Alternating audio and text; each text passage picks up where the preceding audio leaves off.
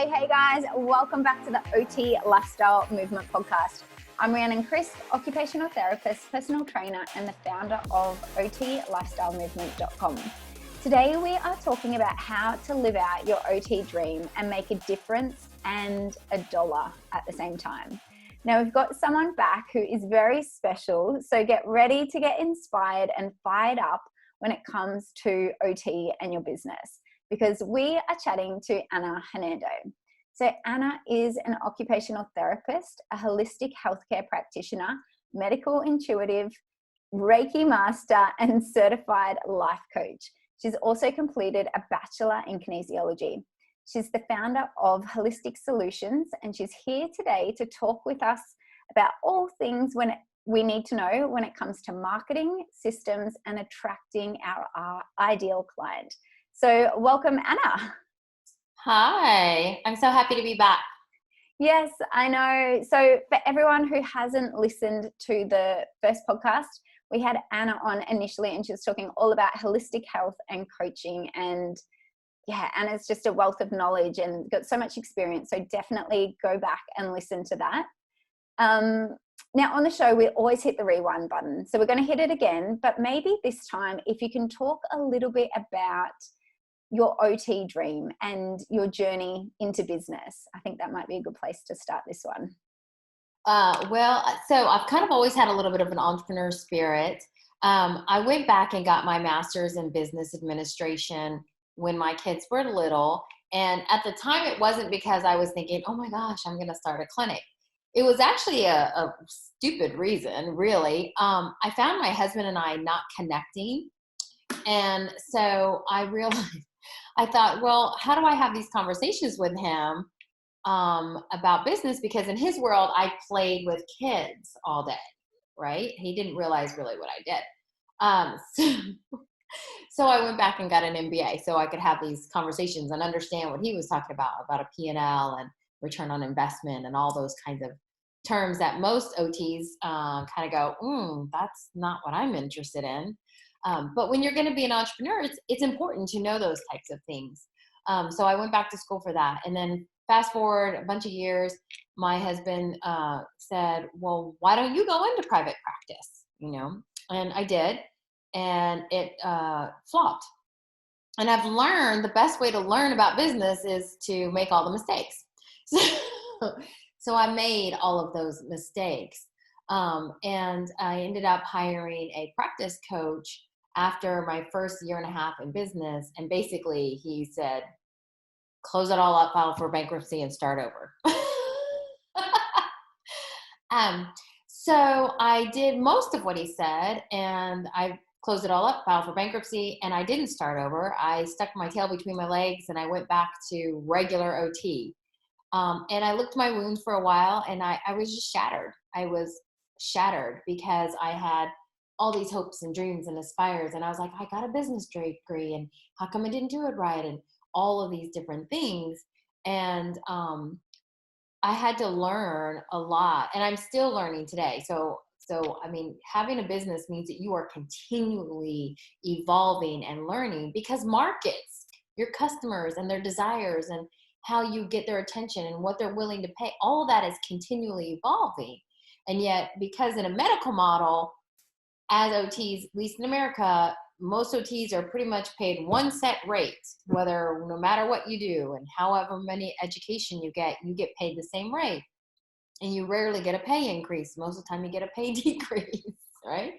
But in business, it's not that way. When you add an extra service, you can charge some more money for that, right? And so it was learning those different things. So I specialized in treating sensory processing. I became a sensory specialist. I invested $75,000 into an additional education to learn about lights and vibrations and frequencies. And I was so excited, but I didn't know the market timing because my customers weren't there yet.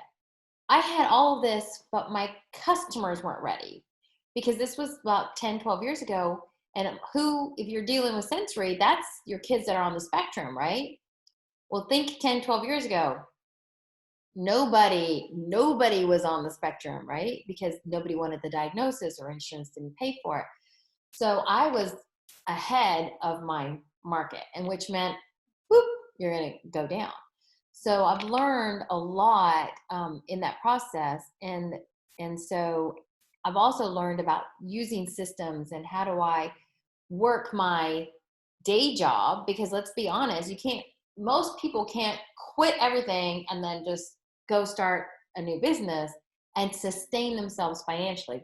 We all have a dollar that we need to bring home. And so what happened is I was working in my day job and building my business on the side. And when you're an entrepreneur, that means that you are doing the after hours. You work your day job, you come home and after hours, you plug it in and you do some work.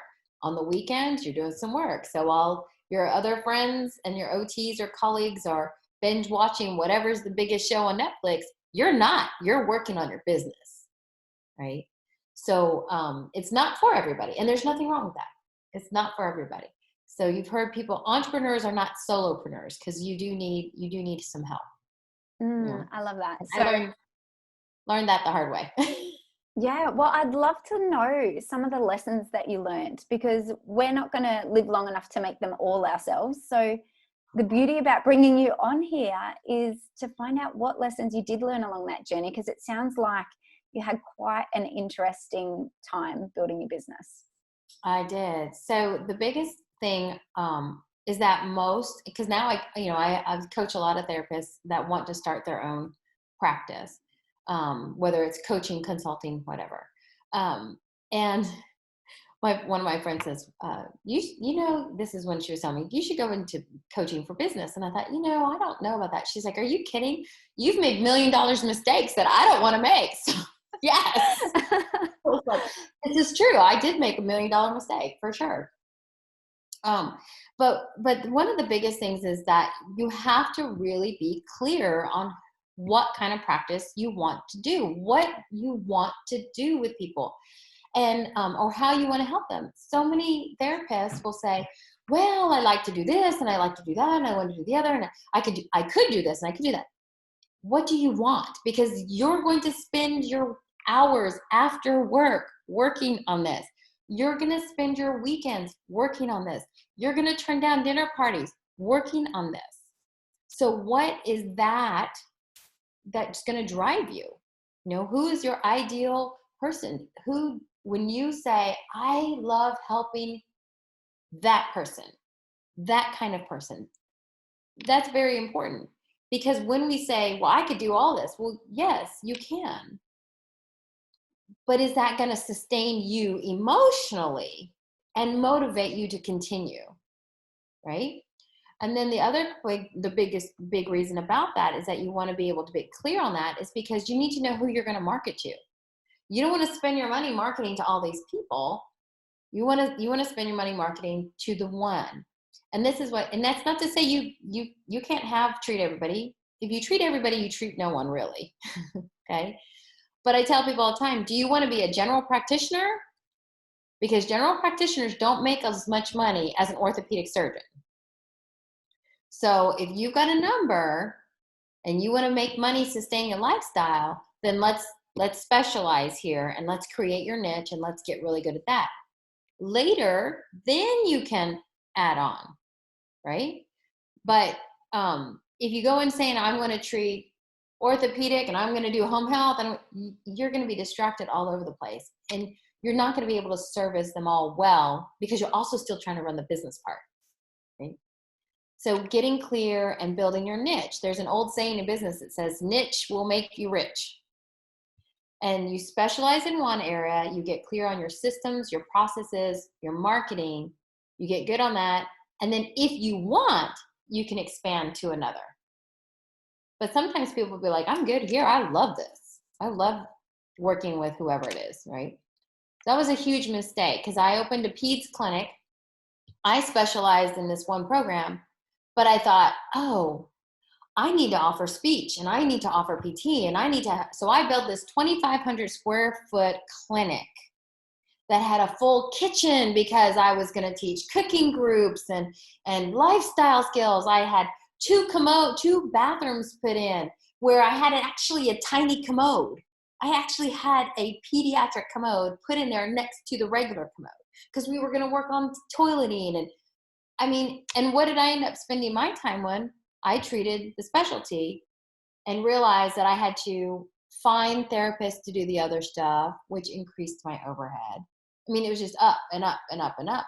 But had I just focused on what I was loving to do, then that would have been better. And when I closed that practice, I actually brought that equipment that I told you was $75,000, brought that into my home, and I took one of the bedrooms out of my home, made that a treating room with that equipment. And I advertised and I saw clients word of mouth for that treatment alone. So I didn't have 2,500 square feet of overhead for facility. I did not take insurance. I was like, you want this? You pay me cash, right? I knew exactly the kind of clients I wanted to attract. And so those are the groups that I spoke with. I knew exactly how I was going to charge them, what my terms were going to be, because when I was trying to see everybody, I couldn't get clear on that. So that's actually what I did for about 2 years, actually, when I closed the practice. And then I got physically tired of doing that treatment, so I sold the equipment off. But it took a lot to get there, you know. But I thought, wow, had I started this in my home, I would have saved so much money. I would have saved so much effort, and I would have been clear, right? But I thought, why would I want people to come to my home? Like, why would I want to do that? You know, but it's logical. And so right now you get people saying, well, I want a bricks and mortar practice. Great, you can have a bricks and mortar practice. But right now, people want telehealth, right? They want telehealth. They're not ready for going back into places. And they might never really ever be, right? So you have to look at who you're marketing and where you're going to be. But my husband's motto, and I say my husband because that's somebody who supports me, right? And he would say, go big or go home, go big or go home. And I'm like, go big or go broke. You know? What? No. Well, you have definitely learned so many lessons along that. And what I took out of that was you don't have to go big or go home. You can start small, start really small, just one foot in front of the other. And I think that can take over sometimes. We get this big vision and we dream big and we just think we've got to go all out at the start. But really we need to back it up and just go, okay, what's the smallest possible step I can take, and take that. And then it'll start to unfold from there. The other thing that I loved you talking about was finding that niche. You know, find who you want to talk to, solve their problem. You can't solve everyone's problem. If, like you said, if you're talking to everyone, you're talking to no one. No one's going to be listening because some of that information is going to be totally irrelevant to them. So speaking to the people that are going to be tuned in to that radio station, because that's when they're going to say, hey, I know this OT and she talks my language and I get her, I know she can solve my problem. Or they'll talk to you, or talk to a friend about you and say, hey, I know this awesome OT. She's always going on about sensory processing. Maybe you should check her out. Yeah. I'd love you to dive into that a little bit more. So how do we attract our ideal client? What are some ways we can go about it? So I'm very much a holistic. So I firmly believe that everything happens in the energetic realm before it manifests physically. So you really have to get into alignment. Now, as OTs, this shouldn't sound so out there, because for OTs, our foundation is in mind, body, and spirit. So if you just look at mind, body, and spirit, if those three are not aligned, that's where you have to start. So you have to look at what brings you joy, what brings you bliss. And the cliche saying is what would you do for free that nobody would going to pay you because you enjoyed it so much? Okay. Now, I'm not saying do it for free. Do not do it for free. But if you were like, oh, I don't even feel like this is work. I have so much fun doing this. I love doing this. Right? I would do this if nobody paid me. That's a clue for you. Okay. And then we have to really get clear and tap into all of our senses and visualize what that is, that imagery. We utilize an OT tool. imagery. What does your business feel like? What does it sound like? What does it taste and look like? What do you hear on the conversations? What do your clients say to you? And really get present with that. And that is the most critical part, because if you don't know what all of that does and how that looks, you're never going to manifest it. You're never going to create it, because you're trying to create somebody else's vision. You have to get crystal clear on your vision for your practice. So if you want your practice to just be, a part-time gig and make some, couple extra $1,000 a month, okay. Or if you just want to do it to help out some other people, then you can charge whatever you want. Or if you want $500 a month more, I'm going to see this many clients, or however you want it to be. Or you can really go all the way and say, I'm going to start mine, and then I'm going to bring, other therapists in. I mean, whatever it is that vision is for you, because every journey, every step starts with one step, right? We have to take that first step, but you can't take that first step unless you have some idea of where you're going. I mean, otherwise you're just going in a circle. Yeah. Okay. So how do we market to our niche? What are some marketing strategies maybe that you've used or that are really effective? Right. So once you get clear on what type of business that you want to have, or what is your customer, you're going to do, people, you always hear it all the time, people do business with who they know, like, and trust. So the first thing, and everybody talks about this, but it's very true. If you've ever heard of John Maxwell, he's a coach, and everybody will tell you the same thing. You start within your circle. You just start within your circle, and you reach out to people that you know, and you say, hey, I don't know if you know that I did this. Or if you hear them having a conversation with you, say, you know what, that's something that I help people do. I'm happy to chat with you in a business setting or on a consulting call, what have you, like that. But you branch out from there. That's just so you can build your confidence, right? Because everybody's like, well, I don't know what to say. So you don't want to spend money marketing to people and then you don't know what you're going to say. So start kind of like in your group, who you know, what do you do? And you definitely want to use some type of social media platform, because let's face it, I know people are looking for avenues aside from Facebook, but people are on social media. So you need to pick a platform. If you want to do LinkedIn or you want to do all of them, whatever. But most of the time, it's the same kind of thing. Most people are really good on one platform. They use the others, but they're really good on one. So it's the same kind of thing, because the rules on social media are changing all the time. And then you definitely want to have a website. Websites make it real. I'm not saying you need to have top of the line website. I think that's probably one of the other big mistakes that I made coming out. Everybody said, get a website. So I hired a web designer. I did all this other kind of stuff. I paid her thousands of dollars. And every time I wanted to change something, I had to pay her another $1,000. And so, I have one of the Wix sites. It's Wix.com. I have that site. It's paid. They have like a free version, but I always say, if you want free, you're going to get what you pay for. So I have the paid version. There's different levels of that, but I have one of the paid packages. And I built my first website myself. It's very simple. It's very easy. You can use your own pictures. It's very intuitive. They have websites, video tutorials on there. So you can actually do it yourself. It's very cost effective. And I did that for a little while. And then I went and I had another coach, and they were like, you need to really ramp up your website. So I hired another web designer, and the same thing. And he never got it right. He never got me. I literally was like, I cannot stand the color on that. I don't like this. Or I need you to change this. And then I had to wait, right? In order to get my website taken care of, I had to submit a ticket. And I had to wait in line for them to do what I wanted to do. And I'm like, done. So I moved my stuff back to Wix. And I know a lot of people do different things, but for me, it worked, because if I get a new picture, all right, I've got time. I want to add my new picture. Or those colors don't really feel like my business anymore. I want to change those colors. And I just pay a monthly service fee, which for me worked out better. So, but a website makes it real. Okay. And so there are people to help you with that. Wix is also one that they'll help you if you just like, I don't know what I'm doing. I want you to help.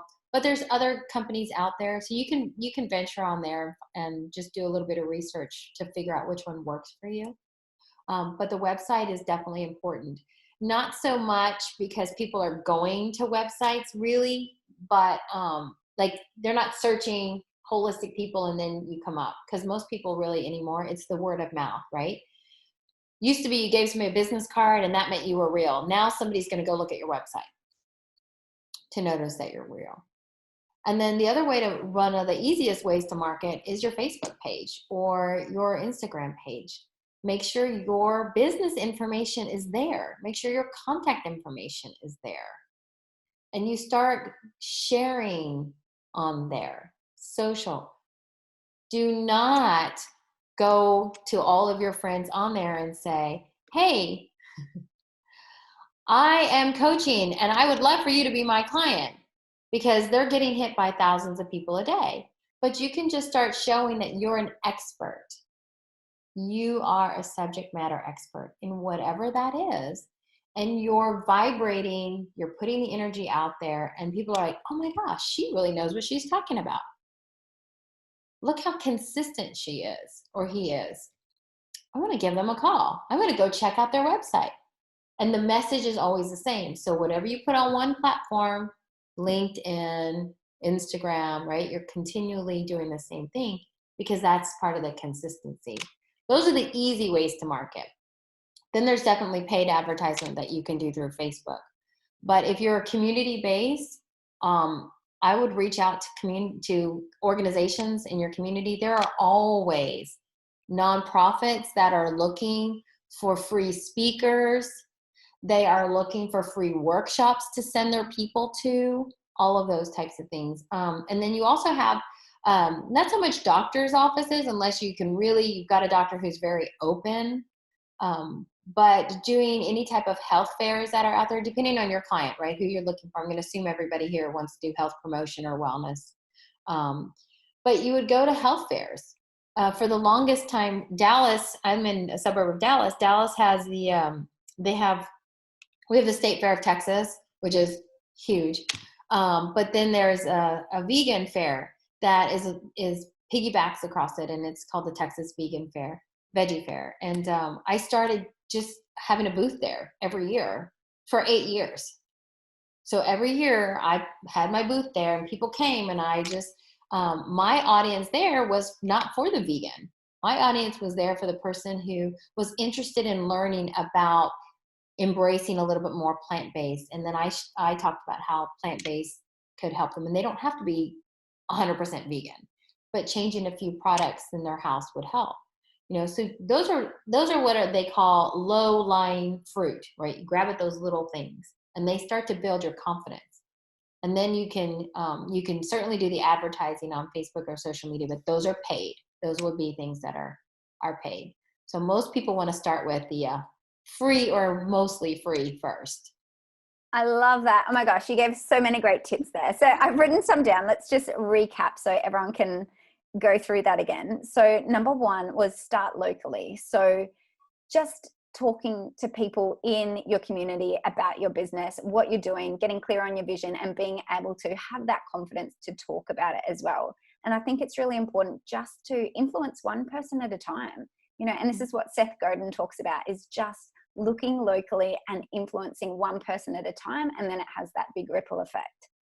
Then you spoke about social media. So finding a platform that your potential clients are on, find out where they're hanging out and go hang out there too.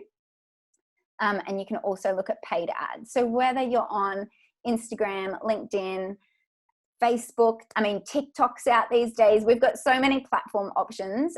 It's just working out which one works for you and where your client is at. And don't feel guilty about not doing the others. Yeah, that's right. Yeah, it's too much. There's too much. What I tend to do is I tend to reuse my content. So if I am posting on Instagram, I will then reuse that for Facebook, and I might make a few tweaks, because Instagram tends to like picture perfect photos, whereas Facebook tends to like more casual selfie kind of photos. It's very different, and it depends on what industry you're in as well, on what photos that you're posting. But you can look into that. The third thing was the website. And I think that's amazing because I think it's a really great reflection of you and your business and the vibe. And you can get a lot out of a website. So when you see a website, you can be like, oh my gosh, you know, she is speaking my language. She's talking to me. And I think, like you said, visually too, it is very visual. So the colors and that can really attract people to what you're doing. The fourth thing was networking with organizations that are locally. So connecting with community centers and other organizations that have a similar vision or similar mission, and connecting with them if they've got a similar client base. And the last thing that you said was the health fairs. And I think that's awesome because, again, it's just back into the community. You're sharing your knowledge, and that's how people start to learn about you and talk about you. And I think too, it's important from there. You know, I'm not sure if at the health fair, because people tend to, if you hand out a business card, people will get home and tend to throw it in the bin. But if you can collect email addresses or something when you're there, I think that's a really great way to stay connected, because then you can contact them. Whereas if you're giving them something, the likelihood that they'll contact you, they're going to forget about you, you know, in the next hour, because they've got so many other booths that they're going to. There's definitely an art to doing a health fair. And yeah, you never want to, I have people all the time, they're like, oh, I got to have this to give away.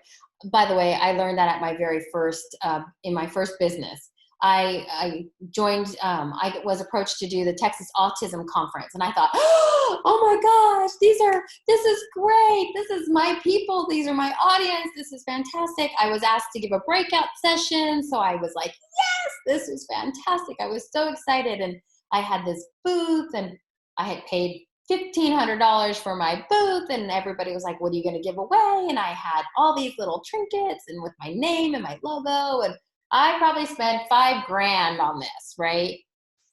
I didn't get anybody. Everybody came and they took all my trinkets, all my free stuff. In my breakout session were 6 people. They were already doctors. And those 6 doctors were not referring because I was not in network with the insurance company that they work with.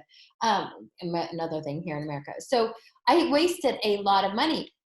But that taught me a huge thing. Yes, I needed to be present at the health fair. I needed to be present there. But I didn't need to be giving anything away. I didn't get anybody's contact. So then I started learning about signing people up for a free consulting call. Give me a little bit of information about your child, and I will set up a consulting call, and I'm happy to call you next week, and we can chat about your child. I started giving away free 30-minute little sessions, and that's really what I still do today, because that is a lot. Because one, it's going to let me know if that client is really somebody I can work with. Because let's just face it, some people are asking for help, but they're not people that you want to help. You know, when I was learning back in school, getting my lifeguard certification, they said many times you have to punch the person who's drowning in order to save them. Well, I don't want to be punching anybody. So I'm just like, you know, it helps you know who's not for you, right? But it also sets up the stage for them to understand that you are the person that can help them. And then it lets them gauge, are you ready for my help? If you're ready for my help, let's sign up, let's get going, let's pay, let's move through the contract. If they're not ready, you say, okay, well, you're not ready. And then if they ask you, well, I don't have that kind of money, I need this. I'll tell you what, I have a Facebook page that I post free information there all the time. You're welcome to go there and look. Or I'm happy to add you to my email list and send you my monthly emails where I give tips and advice generally. And you let it go, you know? So those are the big things to think about when you're doing a health fair. You don't ever want to be giving stuff away, because people stick it in their bag and they throw the bag away. Get their information. And if you do a health fair and you get information, you call them the next day. You call them within 48 hours for sure, because they're not going to remember when you call them the next week. Mm-hmm. And I think this is a really important part of marketing as well, is collecting emails, because then you do have that way of contacting them, and you can provide education and information. So you're popping into their inbox once a week or once a month to let them know. And when they do need you, when they go, oh, my child is having so much difficulty with XYZ, I cannot cope anymore. oh, who's that OT? I see her pop up in my inbox all the time.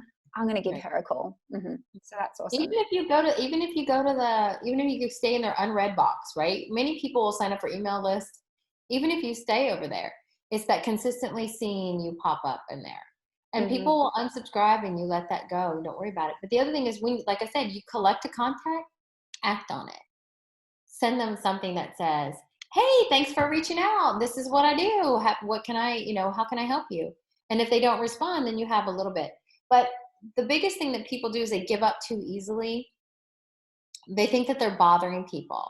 And the easiest way to get around that is ask for permission. So when you reach out and you contact somebody and they say, well, I'm not really interested right now, then you can ask them for permission. Well, do you mind if I call you back in a month? Or do you mind if I call you back after summer? See how things are going? As long as you're asking for permission, then you don't have to worry about offending them, because they can say, yeah, no, I'm done. I don't need that.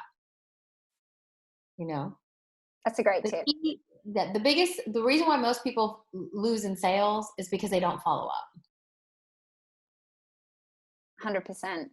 Yeah. And you can also let them know what group programs, if you're running a group program, or there's a special that you've got going on, or there's something that you have to offer at a special time of year, you can let them know what's coming up as well. Let's head to systems before we wrap it up. What are some systems that you have in your business to make it run more efficiently and effectively? Well, I found a lot of ones that don't work well for me either. Let's go there. So one of my mentors told me that system stands for save yourself some time, energy, and money, which I love that acronym. I was like, yes.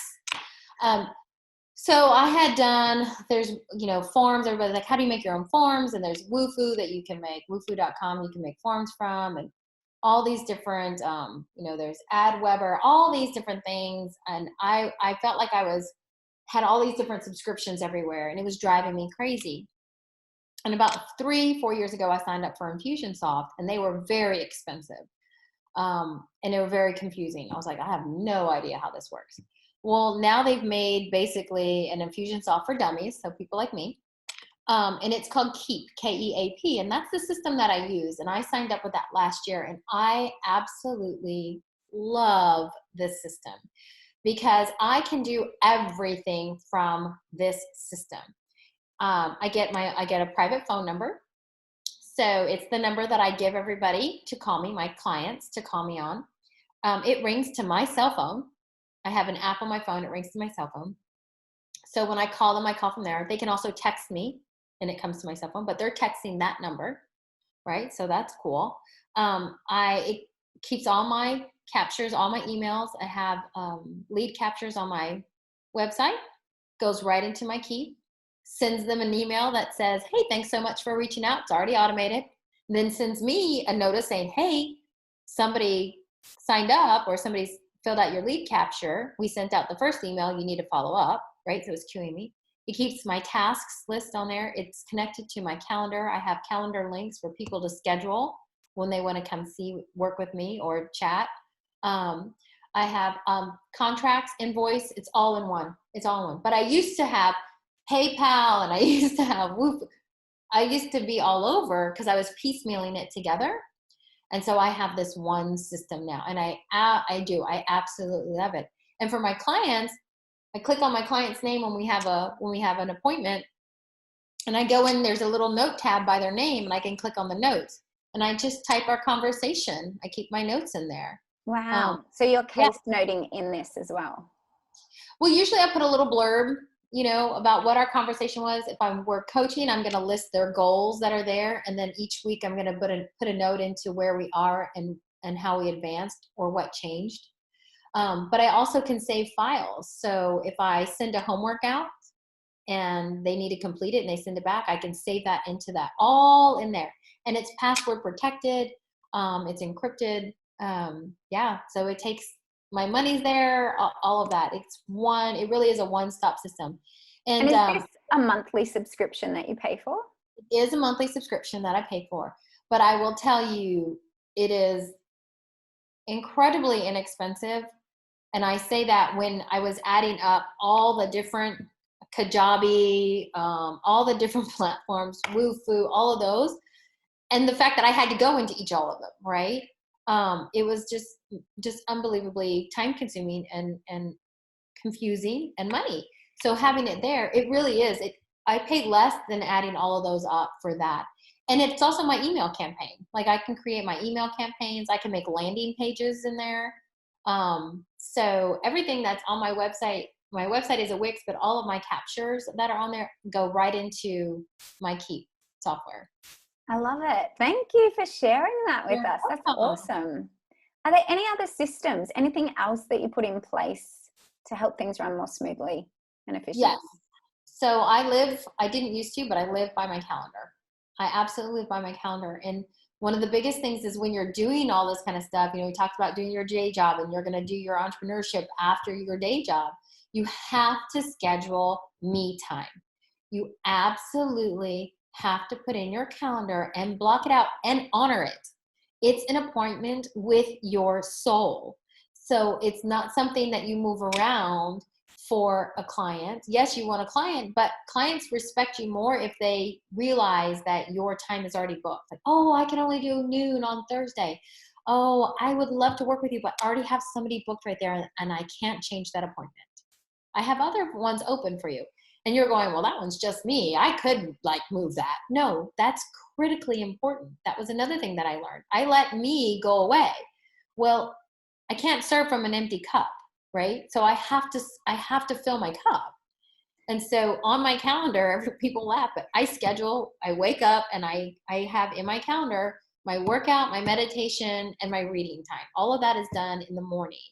And I think that is great. I think that is great because the morning is you time. That is that uninterrupted time, particularly if you've got kids or young kids. I know for me, that is the only time in the day that I know I have to myself, because if I do schedule it at 3 p.m. in the afternoon, and even if I've said no to other appointments and scheduled in, I'm definitely going for a run, it may not happen because something else will come up that seems to be more urgent and more important than that. And I will go, you know what?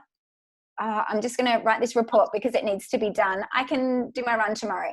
And there is that flow on effect. And I have totally been there as well. And it's something that I'm constantly still working on, is making sure I do have that me time.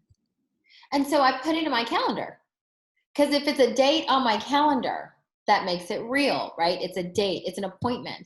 And the night before, my phone reminds me of my appointments. And my first appointment at 6:30 in the morning is my workout, right? It's like, hello. And so it's in there. It's a date with myself. And I used to worry about it. I used to be like, oh, I feel bad. No. How can I give my best to my clients if I'm not willing to give my best to me? Absolutely. And we need to preach Yeah. so we need to practice what we're preaching.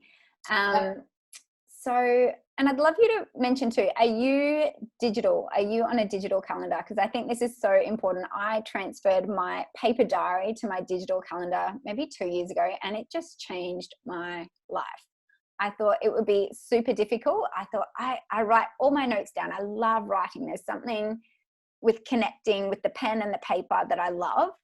Mm-hmm. But I'd get scribbles, I'd write it out, I'd change it. With the digital diary, it's just totally transformed my efficiency.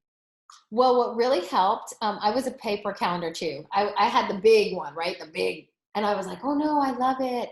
And then what happened is when other people tried to book with me, not just for my clients, but my family, right? They wouldn't honor my time because they couldn't see that I was busy, right? So by moving so I have a Google Calendar, and my Keep calendar connects to my Google Calendar. And so when I fill something in my Google Calendar that might not be my business related, it blocks it out on my business. So even though I might say I have openings for coaching clients, if I have to have a meeting at, the church, or I have to go to the tax office, and I put that on my calendar, it's blocking it out. So no clients can take that time slot because I'm busy. But it also lets my family know she's busy that day. No, she's full. And I think that's the biggest thing about the Google Calendar or any digital calendar, right? Even if you use an Outlook calendar, Microsoft Outlook calendar, people can try to book something with you and they see that you're busy.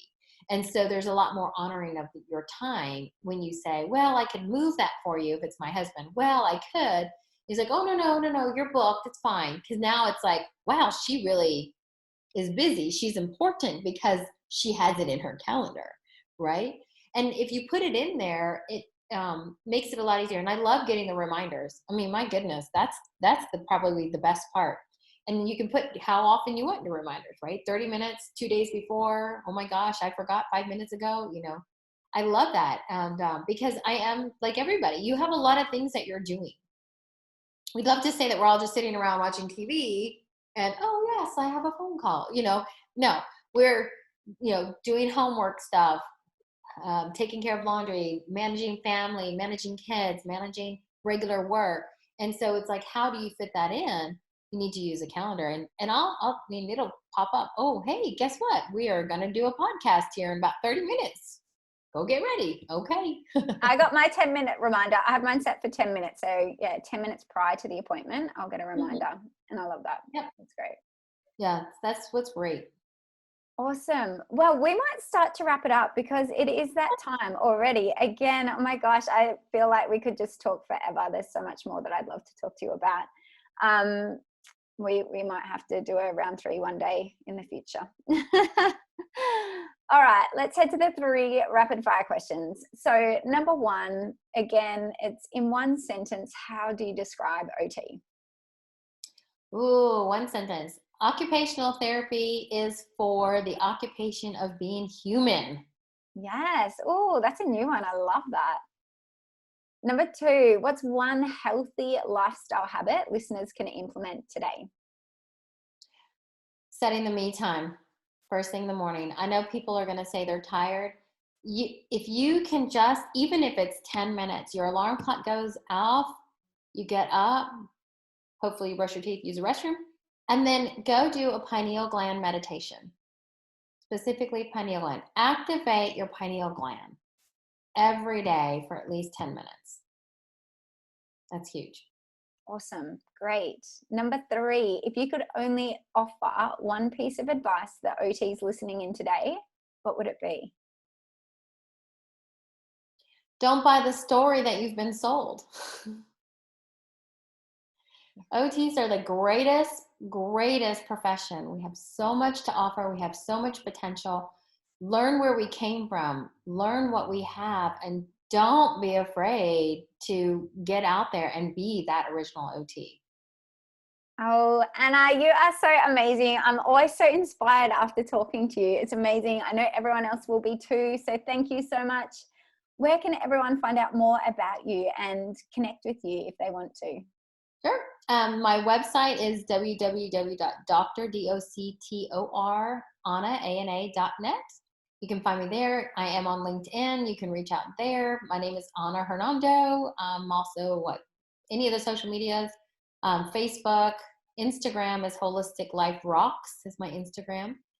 You can reach me at any of those, but definitely my website is probably the easiest because you can fill out a little lead inquiry form. It just says, hey, let's chat, I'm happy to help anybody. You'll see that I just feel that we are the best out there to help people.